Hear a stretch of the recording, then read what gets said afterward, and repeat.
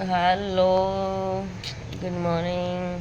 सुबह राम राम है। मैं और रोशन सुबह सुबह उठे ने चाय पिए ने खाचा हो रही है।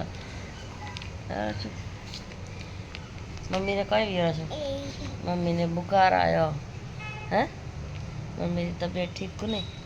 मम्मी ने खांसी आ गई और रोशन ने मम्मी आज स्कूल की छुट्टी है तो उठे ने चाय पिए ने आप सो जाओ रही है। काम नहीं करना ऊपर है काम करना है नहीं। चलो भाई रे, हुए हुए ने उठे हाटे कोई नहीं, वैसे तो उठने से पड़ी।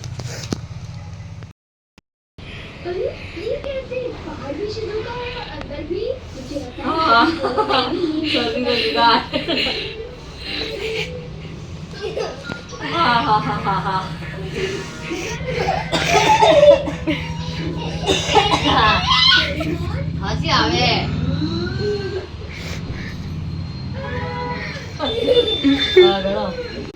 रोशन ये लागी रही जाने के जेल में पैक करियो है। याणो खत्म है क्यों अत्रो ताड़ा पर ढुको तो मारे खोसी सलगी जो बंद ही नहीं वे दवाई बोतल बोतल खाली भी की दी तो डॉक्टर भलो कराने जाना पड़ी हमें क्यों कतरो जोर ताड़ा पर ढुको तो भी खोसी आवे।